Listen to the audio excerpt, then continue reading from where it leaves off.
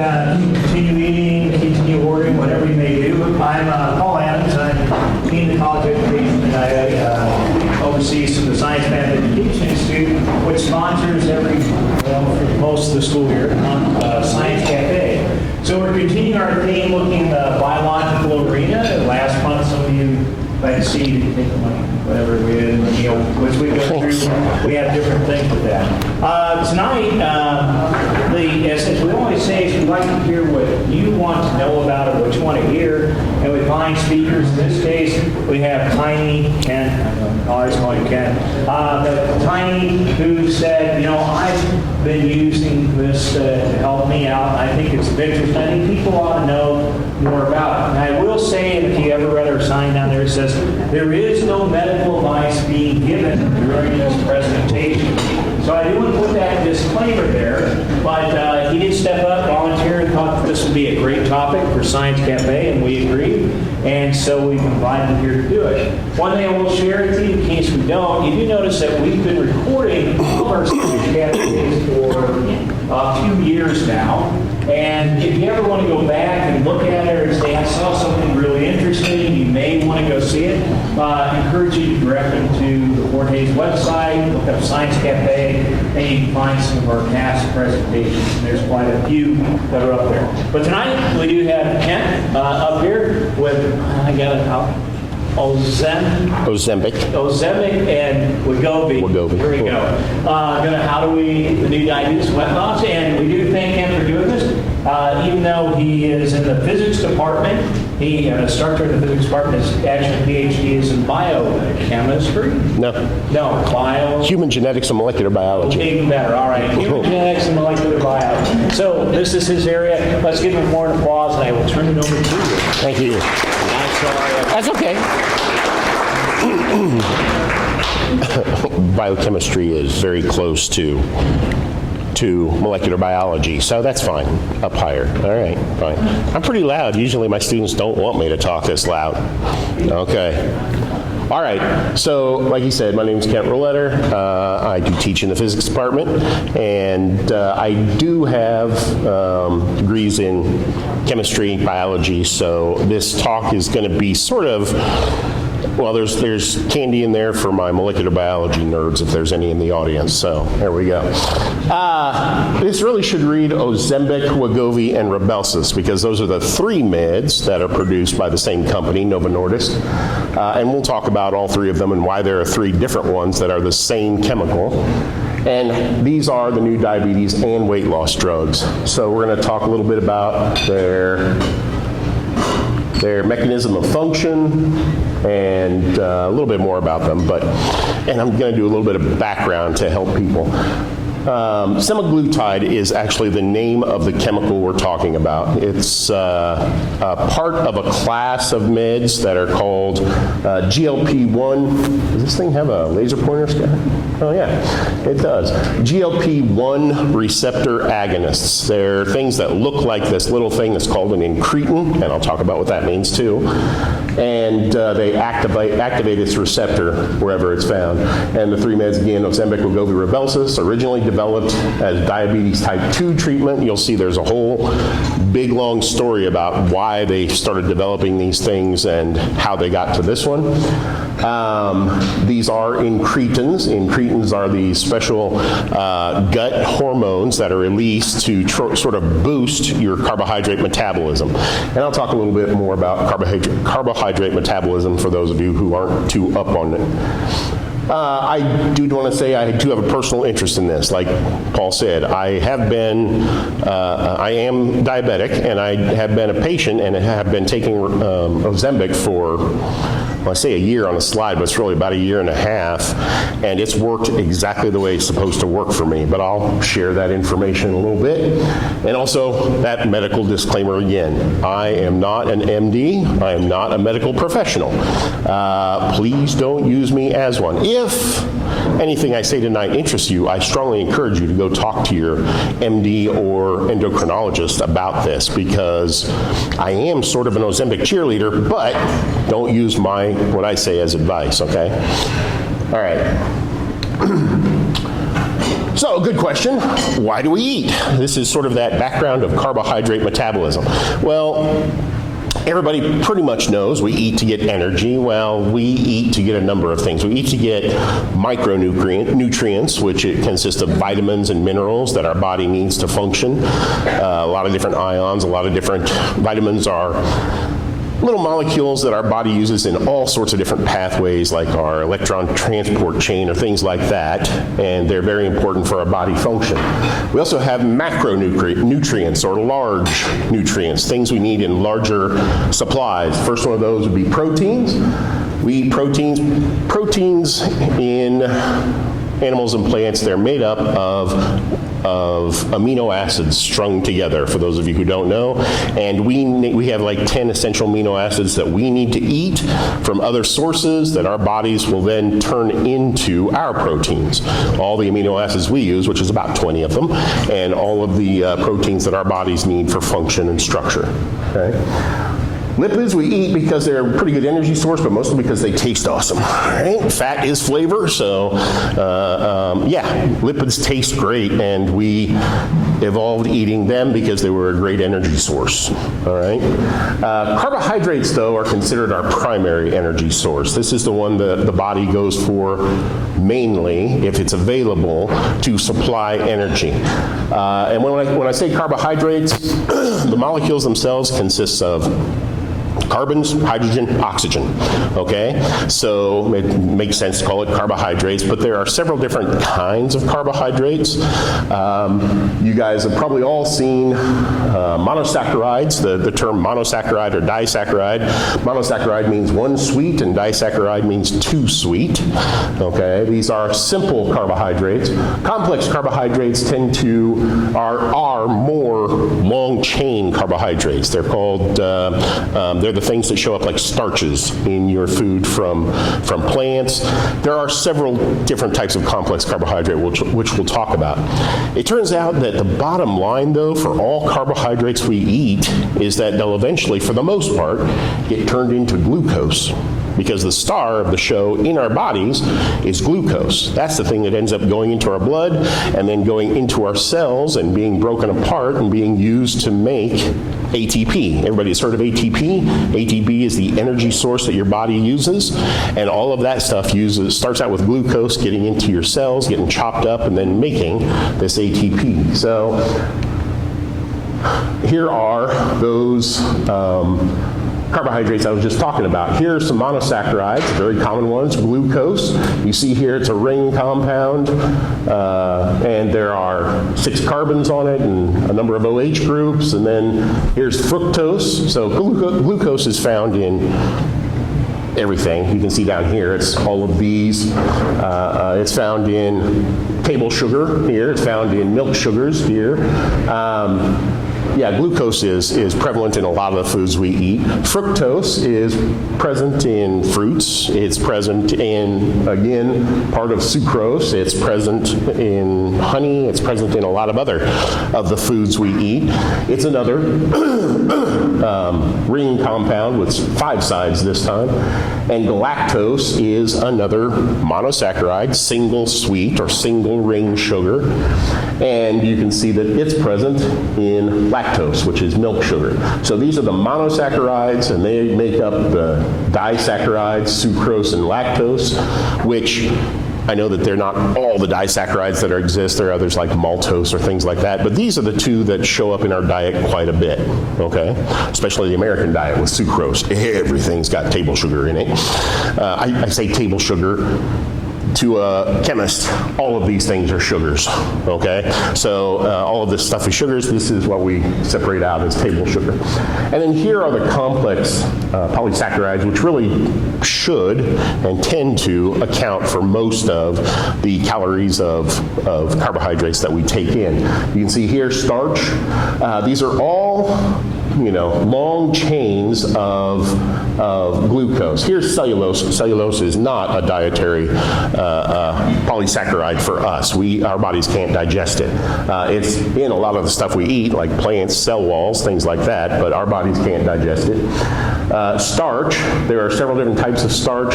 One that's not really branched, and one where you have other branches coming off of this, and this thing is really long, and it's where you get, I think, potatoes, think carrots, think any of their standard root vegetables. That's where a lot of their energy is stored, and that's where we get energy from those things.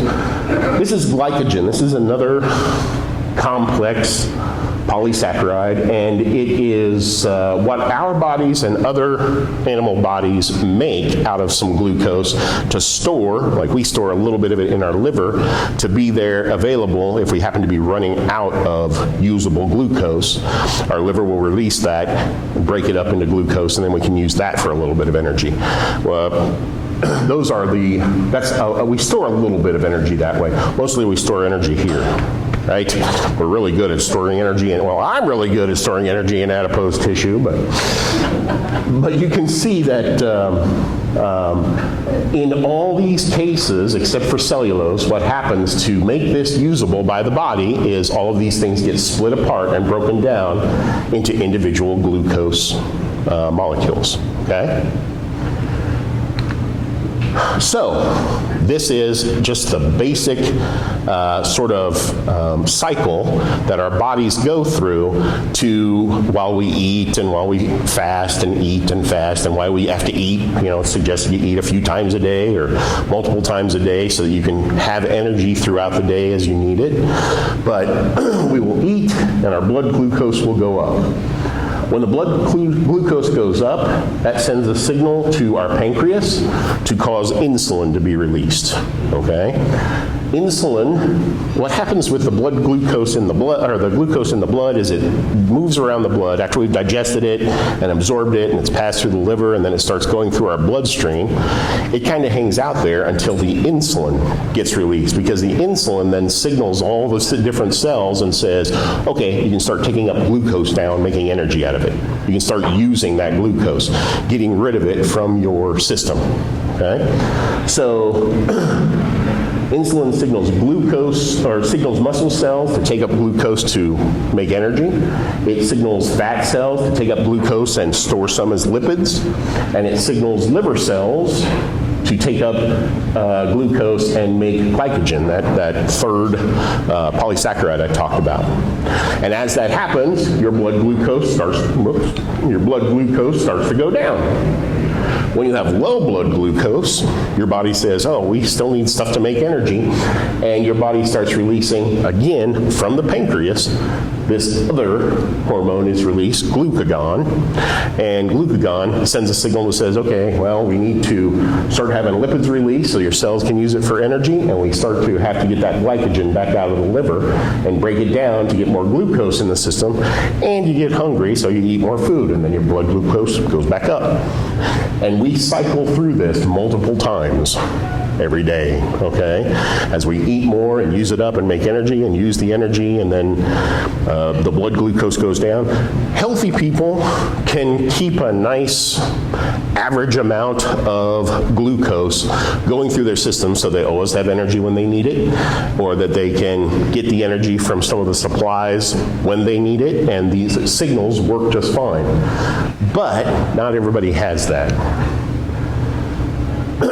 Here is an image of where this stuff happens, okay? We all know, when you eat food, it goes into the stomach down here, and from the stomach, it enters the small intestine. Right down here is the pancreas. It sits right under the stomach, and the pancreas itself has a number of different structures. Here you see these types of cells, and they all have ducts attached to them. So this is something that say it anyway. So there's a difference between exocrine and endocrine. Exocrine means that the different things, chemicals that are being made by these cells gather in the ducts and they empty right into the digestive tract. Those are enzymes that break down the foods and break down some of those macronutrients into smaller things.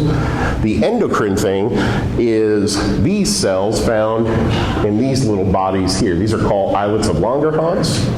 Okay, and they're made up of several different types of cells, but their products, they're released and they're picked up by the capillary network and they go into the blood. That's what an endocrine gland does, is it releases hormones directly to the blood. Okay, so here we have, you can see, we have alpha cells, those are the green ones. Represented here, we have beta cells, those are these gray ones. We have delta cells, we're not really going to talk about those in this talk. And there we have some capillaries. These are the tiny little blood vessels that run through here.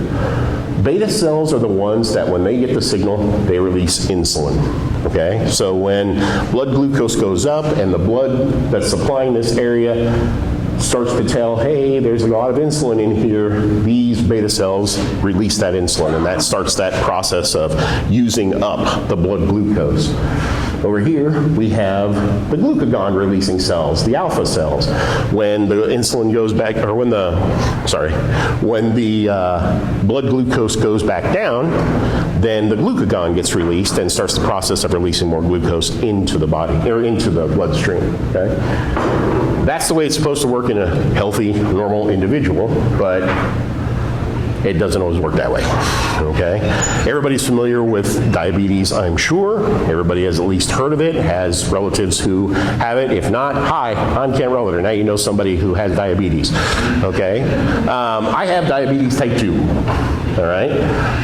Diabetes type 1, it used to be called juvenile onset, okay?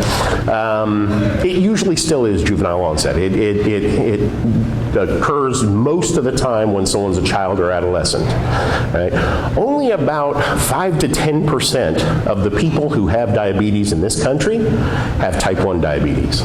It's a pretty major disease. It's really weird because it's this autoimmune effect, and autoimmunity means your body, your immune system, starts recognizing something in the body as being foreign. So it starts thinking that your beta cells are foreign invaders and it kills them off. So your own body will kill off your own beta cells, the things that are supposed to produce insulin. And when the beta cells are destroyed, you have no insulin and you have to actually start taking shots for the rest of your life if you want to be able to, digest food properly or go through carbohydrate metabolism properly. Type 2 diabetes is different. That's the one that affects more people in this country. Roughly 90% of the cases of diabetes are type 2. It's usually adult onset, and it's usually linked with one of several other problems. Obesity, number one, lack of exercise, number two, and then there's quite a few studies that have showed some genetic linkage as well. Family members have diabetes, then it's a higher chance that you'll have diabetes. So, yeah, this is the one that affects more people. You can see that it is characterized by two different conditions. One, the decreased insulin release. That is, while your beta cells may not be killed off, they're not producing as much insulin for some reason. Not all of the diabetes type 2 phenotypes are completely understood, but they do know that there's usually a decrease in the amount of insulin that's produced by the beta cells. And not only that, but somehow the body gains insulin resistance. All right. When we talk about hormones doing their job, or a lot of these are generally a class of molecules we call signaling molecules. What they have to do is they have to flow around the system and then bond to a receptor. That receptor should usually be on the surface of other cells that then turns on that receptor and turns on a signal, sends a signal across the membrane and says, okay, do your job now. For some reason, people with type 2 diabetes often gain insulin resistance. For some reason, that signal does not turn on that on switch. Okay, we're not sure exactly why. There are different cases that have different things. And not only that, but Different people will have different levels of these effects. There are some people that have almost no insulin release, and when you treat them with insulin, they show almost no insulin resistance. So their diabetes type 2 can be treated very much like diabetes type 1. There are also some other people who have a great deal of insulin release, but they have almost complete insulin resistance. So it doesn't matter how much insulin you try to pump into them, it's not going to work. All right? There's, the level that these two things show up usually helps doctors decide how to medically treat people with diabetes. And you can see down here, can be treated with lifestyle changes. Very often, well, I'm not even sure that's accurate. Sometimes people can make significant lifestyle changes. They can have diet and exercise, and they can change their numbers around so their bodies do not suffer as much from the type 2 diabetes effects. Not always, but sometimes they can. There are lots of medications that try to change one or the other of these things. One of those medications is sometimes insulin, but then there's another one called metformin that is a very common drug that is tried on a lot of people with diabetes type 2, and I believe it's supposed to decrease insulin resistance, but I'm not sure how metformin works. Don't take my word on that. I'm on it, but I don't know how it works exactly. So, but there are a number of other medications that are supposed to treat these things somewhat to help the body have a more normal carbohydrate metabolism signal going on. So we talked about sort of the basics of carbohydrate metabolism, but it turns out that over time, there's lots of other pathways that sort of feed into this, that sort of improve the efficiency of this, that can help us react. One of these things is called the incretin pathway. Incretins, I call it a boost to the path. Okay, so incretins, there are two major incretins we want to talk about. Glucagon-like peptide 1, actually that's probably the major one I'd want to talk about. And the other one is gastric inhibitory peptide. It has another name now, but it goes by GIP. These are things produced in the gut in response to digestion. So digestive material hits the upper GI tract, like the duodenum, jejunum, or it hits the lower digestive tract, and it causes release of one of these two incretins. The upper GI tract produces this one, the lower GI tract produces this one. These things, well, they go into the blood and they go around and they hit the pancreatic beta cells and they increase the release of insulin, number one. Number two, they boost growth of beta cells. So they actually convince the islets of Langerhans in the pancreas to grow more beta cells. Number three, they can slow down the release of chyme from the stomach. Okay. So, sorry if anybody's eating and you have a weak stomach, maybe plug your ears for the next bit, but when we eat, I was just talking about the enzymatic reactions and things like that. Obviously, your body has lots of mechanics to start to digest food. Your teeth chew it up, your stomach grinds it up and mixes it up with acidic juices. That sort of fluid that is done after you've started digesting is called chyme. That's what we call chyme. And it's this very acidic fluid that gets squirted out of the stomach into the duodenum, just a few cubic centimeters at a time, and then it will keep on processing and digesting so it can be absorbed, so all the parts can be absorbed by the body from then on. This, especially GIP, but also GLP-1, have been shown to slow down the release of chyme from the stomach so that it basically makes you feel fuller longer, and it also slows down digestion and lets everything react more fully in your digestive system. It's kind of cool. There's been signals that show that it will cause increased lipogenesis, that is, that it will cause more of the glucose to be taken up into lipid cells. And also, recently, GLP-1 especially, but I'm pretty sure only that incretin was in this study that I was looking at, it's been found to be produced and bond to receptors in the brain. And they're pretty sure that leads to feelings of satiety. That's a big word that means you feel full, okay?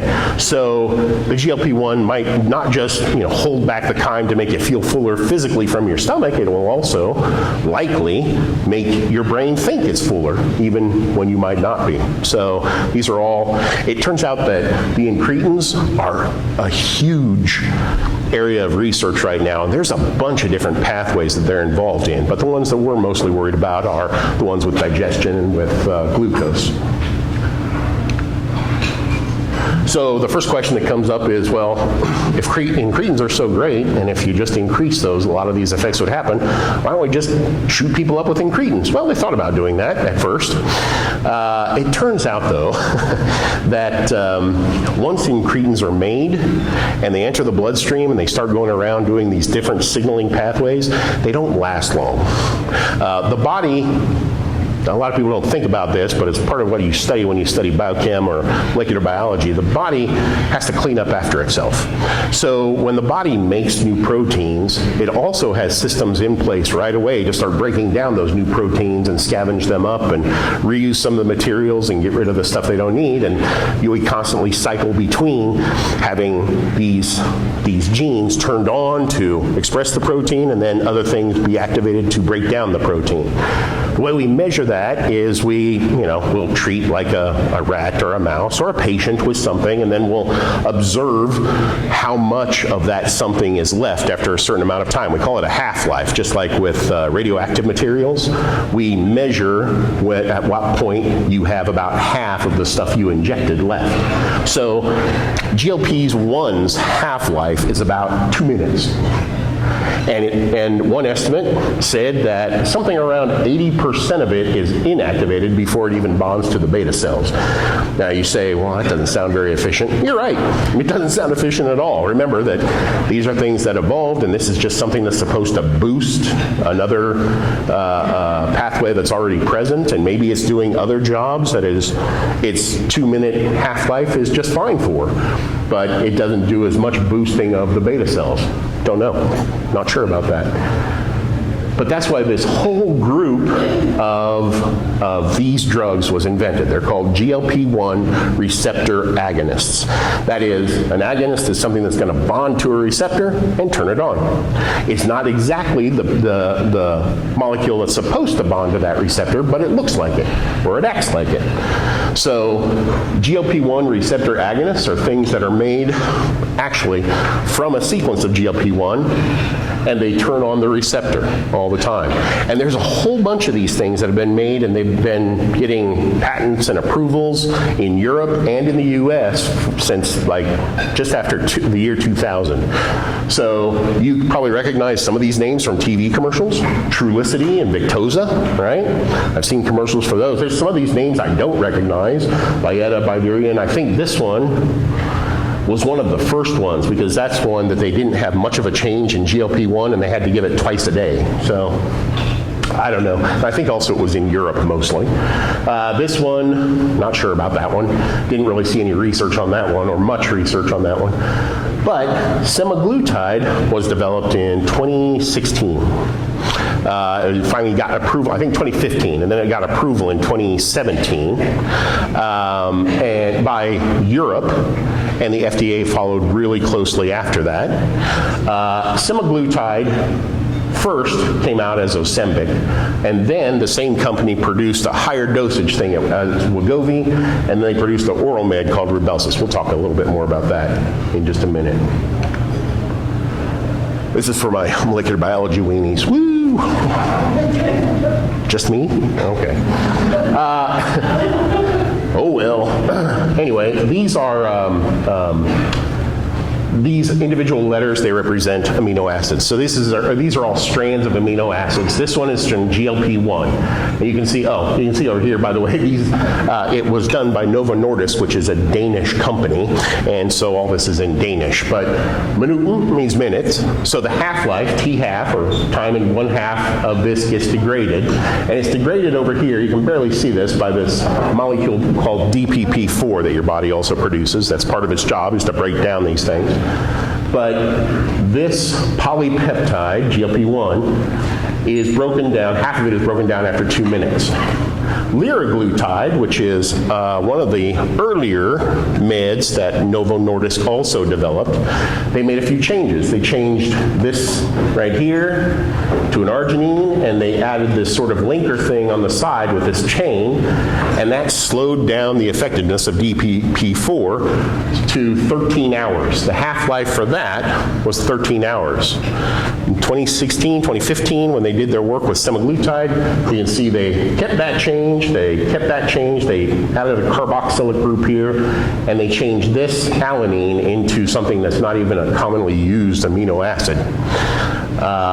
And that is right where DPP-4 like to cut. So its half-life changed from 2 minutes of GLP-1 to 1 week. Okay? That means it sticks around in the body a lot longer, and it's signaling the whole time that it's in there, right? So, how effective was it?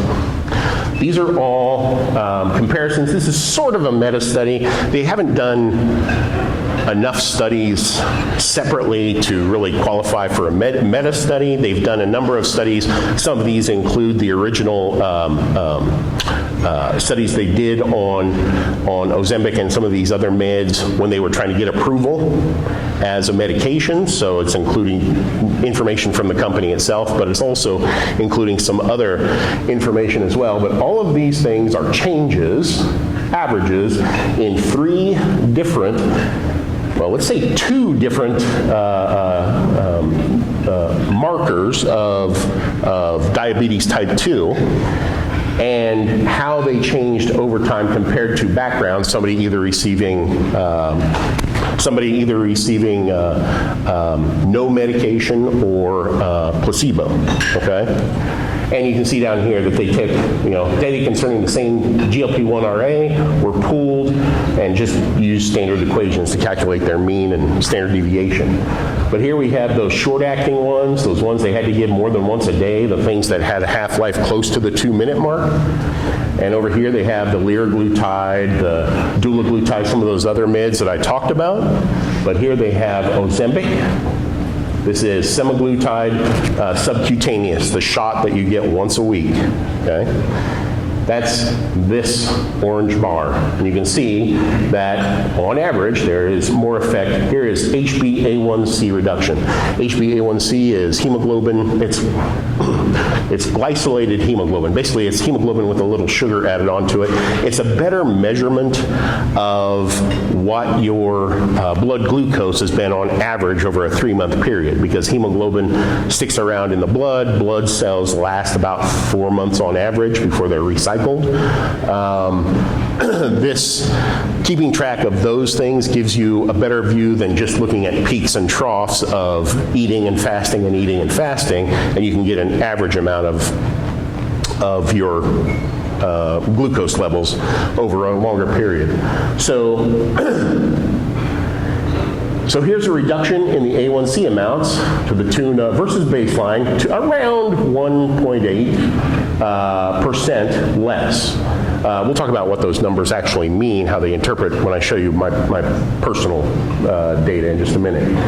Here is reduction in fasting glucose levels. So you keep track of the effect of your diabetes by getting your blood tests after fasting for at least 8 hours, and you look to see how much glucose is still running around your system. If your body is not doing a good enough job of signaling or picking up those signals, you'll still have a lot of glucose left. It takes 2, I think what I read is that it takes 2 readings at least 3 months apart of having fasting glucose levels of 126 milligrams per deciliter to get a diagnosis of diabetes. Or you can have A1C elevated over those 2 readings, or there are several other ways, but that will give you a type 2 diabetes diagnosis. Down here, okay, so this is, I talked about off-label uses. At the time when this study was done, this weight reduction, that was the first off-label use that people were starting to notice of Ozempic. When I first suggested I would give this talk, it was still sort of an off-label use, but people have started, there actually is a version of semaglutide, Wegovy, that is now FDA approved to be used for weight loss in people suffering from obesity, okay? But here it was still off-label, but you can see there was a significant reduction in that body weight reduction in kilograms of 6 to 7, that's what, 15 pounds on average, okay? So that was, all of these things were significant drops, especially with this once weekly subcutaneous Ozempic. So yeah, it works in a lot of people. It seems to work, okay? Again, not medical advice. Yeah, these are the different semaglutides that have been developed. The first one that was developed to treat diabetes type 2. It's a weekly injection, and I took mine this morning. You just kind of find a spot near your belly button and stab a tiny, tiny little needle in there. You dial up this thing. It's not bad at all. I suggested to somebody I would take it in front of everybody, but I thought there are some people that might not like to see that. So, plus I know nobody wants to see my fat, hairy belly. So, but it is really easy to do. You just kind of dial this thing up, and you put it in and press this button, and it has a bunch of clicks, and you're done for a week. Okay. Wegovy is the one that's been approved for treating obesity. Specifically, it's a higher dosage. So the dosages that you get with Ozempic, I'm on 1 milligram a week. They started me out on 2 milligrams a week. That's about as high as they tend to get. They said, you're a big guy, you can take 2. I couldn't take 2. I'll tell you about that in a minute. But Wegovy starts, I think, at 2.4 milligrams a week, and then it goes a little bit up from there. But I guess I don't have any of the data on the results from that, but it seems to be popular, right? And then Rybelsus was developed for people who did not want to take shots. It's an oral med, and you take it daily. It has a different breakdown because it has a different, route of administration. It goes through the digestive system, and it has to be complex differently, and it doesn't go right to the blood cells, or right to the bloodstream. So there are issues with that they have to get it daily. But this is the other med that they have to treat it, all by Novo Nordisk, which again is a Danish pharmaceutical company. And if you happen to invest in it about 10 years ago, you are well off. I was just telling Paul that while doing the research for this, I read that Novo Nordisk accounted for 1/3 of Denmark's GDP rise for the past 2 years. And it also shot way up to the #1 most profitable pharmaceutical company in the European Union. Over the past 2 years because of this med, really. It's kind of amazing. But. Okay, we should talk about the side effects. There are some side effects involved. The first one, the most common one, occur in the GI tract, and those can consist of nausea, diarrhea, vomiting, constipation, indigestion. GERD is a possible side effect. Even these things like gastroparesis means your stomach normally has to grind the food up. It can be temporarily paralyzed. That's bad, okay? Gastroparesis, gastroenteritis, swelling inside the GI system at different spots, that's pretty bad too, and it can lead to problems. There are what I call pancreatic endocrine, basically that you can get pancreatitis. Pancreatitis is swelling in the pancreas itself. If that's chronic, that can turn into very bad situations too for people. There's been some data that has linked chronic pancreatitis with pancreatic cancer. There's not any evidence linking semaglutide to pancreatic cancer, as far as I've read. But there are some people who have reported some pancreatitis, which is horribly painful, by the way. It's not anything to just laugh off or anything. Hypoglycemia, well, that just seems like the med is working too well. Hypoglycemia means lowered blood glucose. And when you have too low a blood glucose, you don't have energy to do things. Your cells can't make new energy, and you want to take a long nap, but you should probably eat a little candy or something. That becomes a problem with a lot of treatments from diabetes. It's hypoglycemia. There are a few others. Headache, fatigue, dizziness. They may be associated with hypoglycemia. I don't know. There's been mixed talk about that in some of the research I've read. They showed up when they were testing out the efficiency and they gave super high doses to rats. There was a slight increase in some of the thyroid cancer occurring in rats, so they had to put that on all the boxes. And they do say if you have a family history of thyroid cancers, you should be careful about taking Ozempic. But I don't think there's been any data of linkages of thyroid cancer in humans with usage of. But anyway, there are possible side effects, and some of them are pretty nasty. And then I can tell you about my my personal experience with. So before our COVID lockdown, I've always been a big guy. I've always been a chubby guy, and I was really probably what they call metabolic syndrome or pre-diabetes before all of that. I usually walk everywhere I go, so I get some exercise in, but I've always been a big guy, and I've always had a huge appetite. But then we all got locked down and I stayed home for a while, and when that happened, the next time I went to get my blood test done, 2 in a row were very high fasting glucose. You can see my numbers were in the 180 to 200 region, and that is a diagnosis of diabetes. Not only that, but my A1C was around 8. Okay, so yeah, there was a lot of things there, a lot of check boxes being checked. And they started treating me with some metformin. They started treating me with, I changed my diet. I started walking back to work again, walking 2 miles every morning. That helped, but it didn't really lower these things too much. So the specialist at the hospital said, I'm going to start you on this new med. I said, okay. And I say 1 year. Like I said, it's been like a year and a half. So it was more new when she started me on that, but she started me on the 2 milligram. After 2 doses, that's 2 weeks, I had nausea like you wouldn't imagine. It was keeping me awake. I thought I was having a heart attack a couple of times. It was horrifying. And I was like, I can't take this stuff. But I don't want to give up on it because I had seen a little bit of research on it. So I said, why don't we cut it in half? She said, yeah, let's do that. So I got a 1 milligram dosage, and I still had some nausea, but I was able to take it. And after a while, I stayed on it. About, I don't know, 5 months, 6 months later, I got my first blood tests, and I've gotten it several times since then, and my fasting glucose has all been in the 115 to 120 range. Which is not perfect because you'd really like under 100, but it's in the pre-diabetes range. Okay?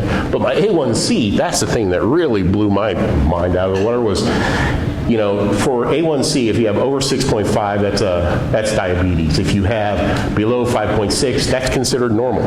And in between is pre-diabetes or metabolic syndrome. Mine has been at 5.2 for the past year. So every time I got tested, I'm like, awesome. And I did lose 30 pounds after all that. Was it the lifestyle changes or the Ozempic or a combination of the two? I'm not sure. But it works for me. I'm happy about all that. But I wanted to tell you about the other thing that I didn't have up here. And if you're curious about it, you can ask. I have my brother and my sister here. They can verify this. I've spent most of my life completely obsessed with food. So I have some friends that used to tell me, like when I would, be getting later and later to eat, I've had a couple of friends who would look at me and say, oh, no, just sort of ignore it and it'll go away, and then it'll come back to you after a while and you'll be fine. And I looked at them and said, what? That's not how it works for me. How it works for me is about a half hour to an hour after I've eaten, I start getting hungry, or I start thinking about snacks or food, and it just builds and builds and builds.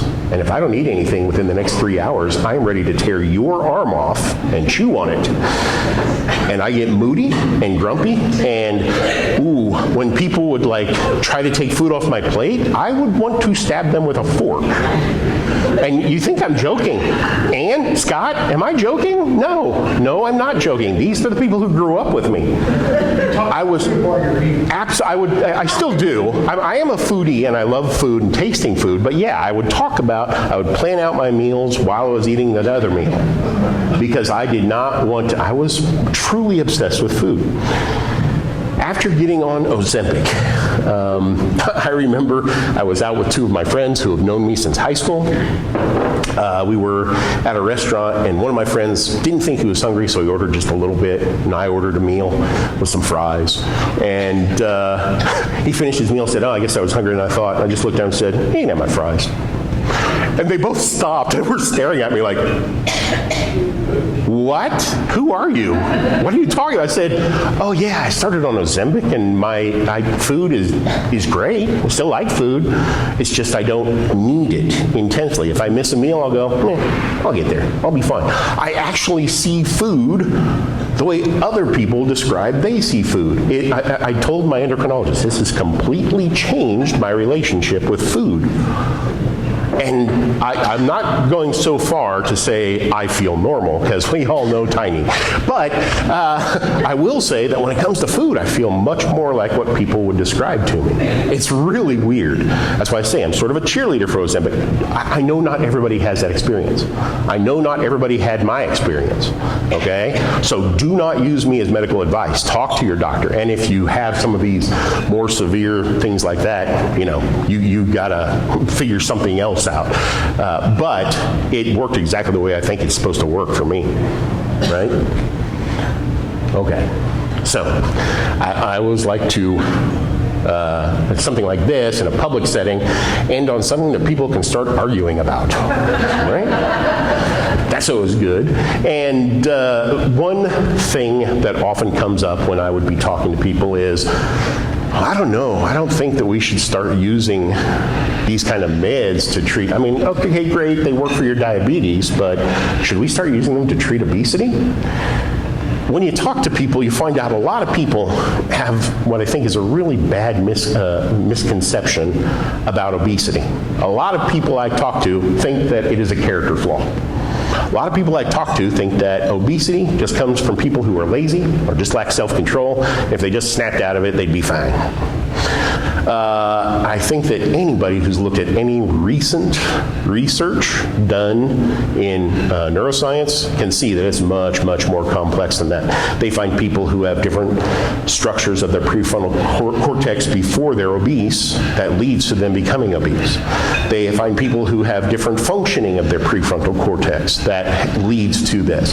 They also find the other way, that people who start eating more and start to become obese, that affects their brain and that leads to more obesity. It leads to a cycle. I'm not saying that there's not room for self-control or not room for not being lazy, but I'm saying that maybe labeling people who we see, like this big guy right here, as being obese because they're weak or something like that, might not be the best idea. It might not be accurate. Okay, so that wouldn't be really a good reason to say, no, don't use them for obesity. The other reason to consider them is we are in an obesity epidemic across the world, not just in the US. It's worse in the US than a lot of other places, but across the world there is an obesity epidemic. I was talking about Ozempic being used and Wegovy being developed. China is starting to see more results of an obesity epidemic. They decided last year to throw away the patents on semaglutide so that they could produce some in China, which they've started to do, and some specifically to treat the obesity epidemic. So that's interesting. Here is just a quick thing on some of the costs of our obesity epidemic. You can see that, well, by this study, about a third of the people have a BMI that qualifies them as obese. Now, we all see those numbers and we all go, no way are those numbers accurate, but I don't know. A third of the people qualify as obese, and a third of the people, adults in this country qualify as overweight. Actually, 1 in 5 children qualify as obese now in this country. There is a lot of it, and there's a lot of diseases associated with it, and the costs in medicine is around $200 billion a year. This is how much it costs money-wise in medicine, and that is also costs in absenteeism. The higher your BMI, the more sick days you have. Okay? There's also loss of work with obesity. Maybe you didn't have a sick day, but you're not able to get your work done as much. There is a huge amount of cost associated with obesity. The question is, would putting Wegovy in the water be a good idea? No, it would not be a good idea, okay? That would not be a good idea, but if you think fluoride was a problem, no. But the question really becomes, if you calculate the cost of Wegovy for a year, which I think right now, weekly injections, are about $1,000 a month. And that would be $12,000 a year for the average person to be treated with that. If you totaled up those costs and then compared those costs with what we pay, or how much reduction you would have in obesity and how much reduction you would have in some of these disease outcomes, and then how much that would reduce this number, does it balance out? Or do you save money by getting more people Wegovy? I don't know the answer to that. Actually, if you try to look this up online, you will get every opinion about this. There will be people who say this absolutely is worth it. There are people that will say there's no way this will ever be worth it. There are people who say that Wegovy will do away with obesity completely. There is every kind of imagined opinion out there. So I don't know if anybody knows the answer to that. I do know that the patent on semaglutide is set to expire in 2026. That's a couple years away, and then hopefully, as long as there's not a bunch of legal cases that have extended that patent, there can be a bunch being made by other people who want to get in on the money, and the prices will start to come down a little bit. That might be good. I don't know. I think that personally, my personal opinion is, hey, it worked great for me, and maybe if it does save money in the obesity epidemic, great. I don't know the answer to that. I do say, as long as you keep me some of that for my diabetes, I'm okay. But anyway, that's really all I wanted to talk about tonight. I see everybody's getting antsy back there, so. But I'm happy to answer any questions or hear your discussions, or if you want to throw stuff, I'm going to duck. But okay, go ahead.